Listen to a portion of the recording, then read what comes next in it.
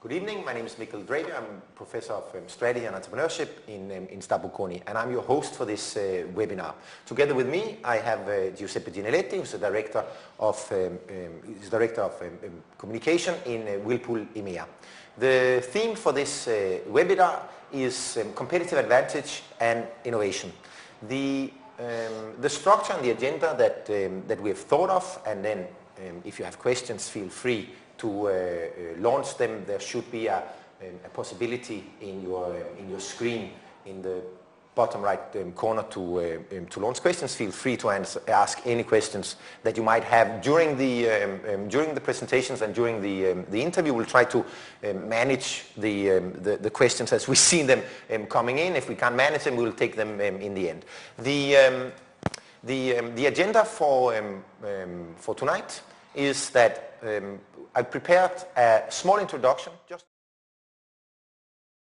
the definitions of innovation and corporate entrepreneurship. It's not a big deal, but it's just to get a common playground for what we're going to do. Then we basically have two major themes, and this is where I will involve Giuseppe more actively. And this is related to two discussion points, namely one which is related to barriers of innovation, why companies, for example, like Whirlpool, might find it difficult to manage the innovation process, and we would like your contribution. And then the second theme of the evening is linked to what kind of solutions or drivers is it possible to install when companies are looking for more innovations. As I mentioned, we have a few conclusions. I've asked Giuseppe to maybe talk a little bit about what would be the main criticalities or the advice that could be shared in this context. But we've also foreseen some space for questions and answers in the end. And if we don't get any questions, I will interview you more intensively. So this is more or less the program for the next hour. As I said, I hope you will enjoy it and ask as many questions as you might feel. So let me start setting the scene. And I apologize for the overcrowded slide. But if we talk about it, if we just very, very basically have to define what we are talking about when we talk about innovation. So in a very, very simple form, innovation simply means doing something new. And doing something new in a company context often translates into developing a new product, launching a new kind of service. But doing something new could also be with existing products, also with new products, of course, trying to enter new unserved segments, unserved markets. These are the two classicals, and in a classical ANSOF kind of matrix logic, this is the classical areas of innovation: new markets, new products, and/or new markets, new products. But in a strict sense, innovation also means changing business processes, developing new processes, internal processes. And from a competitive advantage point of view, actually a lot of the cost savings could be also linked to changing marketing processes, CRM processes, production processes. So innovation also takes place in kind of back office activities. A relatively new area of study regarding innovation is linked to business models. Of course, business models does indeed include the launch of new products, new services, maybe new processes, but the way we normally analyze business models, new partnerships, new revenue structures, is typically also subject of innovation. So in a very simple sense, when we talk about innovation and in corporate settings, these are the areas that we are talking about.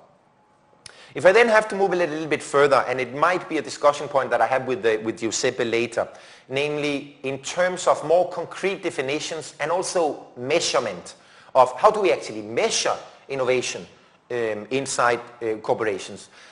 from an academic point of view or from a logical point of view, we normally distinguish between two different types of measurement that often can be combined in corporate context. And one type of measurement is linked to the results. What happens to the bottom line or also to the top line when we engage in innovation processes. These type of measures, and I just have in my slide, I just have a simple example from this is an example that 3M has been very famous for applying.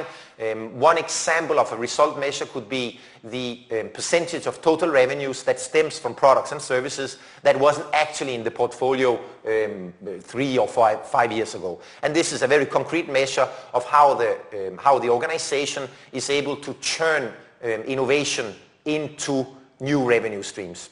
So this is one way. But and again, we might come back to this in the discussion when we do it more detailedly for Whirlpool. It's often also useful to look at innovation not just from an absolute outcome and result perspective, but also from an activity perspective. And activity measures, so what do we actually do in terms of innovation? Activity can actually be measured in a lot of times, in a lot of ways. Activity can be measured, for example, just in terms of how much do we spend on R&D. So R&D budgets or percentage of total sales that goes to R&D doesn't necessarily lead to results. But it's an indicator of activity, at least if the money are used for R&D activity, of course. Another way of looking at activities is looking at the number of projects that is in the project portfolio and in the innovation pipeline. And again, just to set the scene and to maybe establish a little bit of a common platform to talk about, I've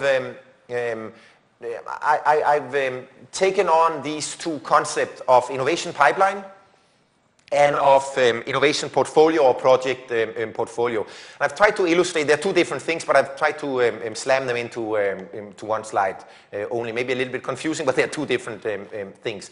Both activity-based measures, of course.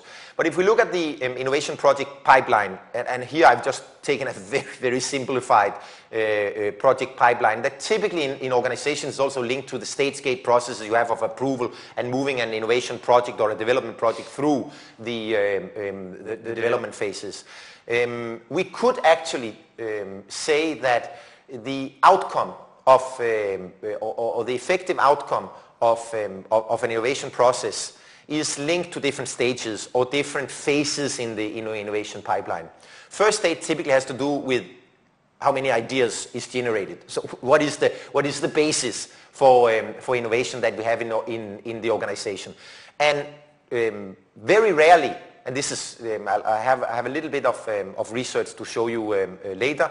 Very rarely actually companies, and I don't know what is the case in Whirlpool, very rarely companies actually monitor activity as early as in idea generation. Very little tracking of how many ideas are proposed, how many ideas are actually generating and not proposed. Of course, it's difficult to track these issues. But you could have a good measure for entrepreneurial activity or innovation activity by looking at the stages in development projects. The other stages are proposals. Here we go directly into the stage gate process, typically stage gate one, where you propose funding or seed funding for a specific development project that is not part maybe of the existing budgets. Project incubation, so you move it maybe from a stage 1, stage 2 to a development project. You start staffing, maybe you do experimentation and so on. And then you have projects which are full-scale launches and are inserted into existing definitions. So this could be a way of talking about innovation, looking at innovation as a process and looking at the different activities in the stage gates.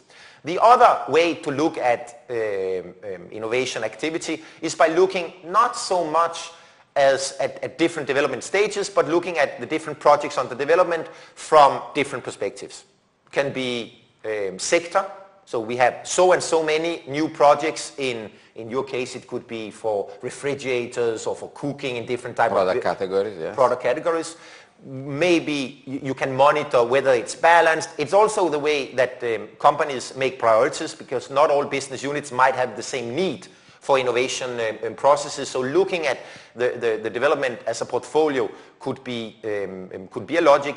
And there are no exact rule for how you classify development projects. It could be also to the degree of whether this is an incremental innovation, whether it's a breakthrough innovation, which type of innovation, whether it's new to the market, whether it's a pioneering kind of thing. So you can measure in these in different things. So I think this was kind of what I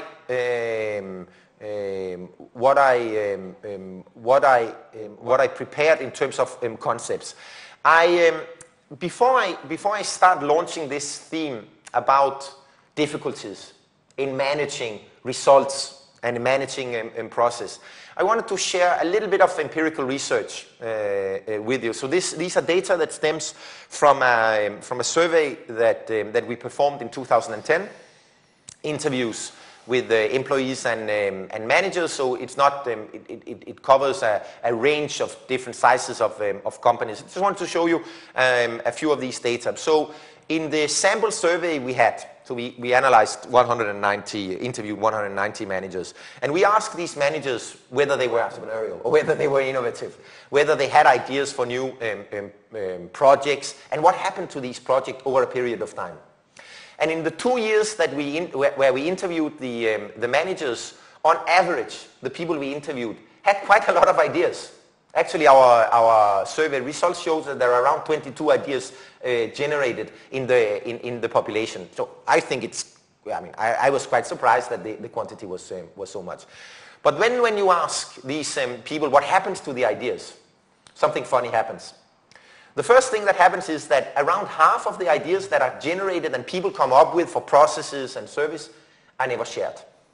So they remain in the head of the manager or of the entrepreneur.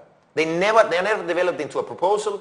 They're never discussed with bosses and so on. So they remain unarticulated. From these, and this is around half of the half of the ideas that are generated that actually goes into a more formalized process. Again, around half gets some kind of support. It doesn't mean that they necessarily get funding or they necessarily get a budget, because it's also a little bit difficult to see which kind of support. But it means that the organization somehow endorse and adopt the project. Also because there are some ideas that doesn't require funding, and of course these can be easily adopted. But it's still only half of the ideas that are proposed that comes in. And if we then ask 2 years down the road, how many of the adopted projects are then successfully launched or implemented, it's again 1.76, which means that if we have 100 innovation ideas, it's only around 7% of the ideas that kind of survive the pipeline, the organizational climate. Who knows? Whatever happens inside the organization in terms of entrepreneurship and innovation. And this is why, and thank you again for coming and sharing your experience with us. This is where I would like to talk a little bit with you about why is it so difficult for corporations, especially large corporations, to manage this innovation process and this innovation pipeline.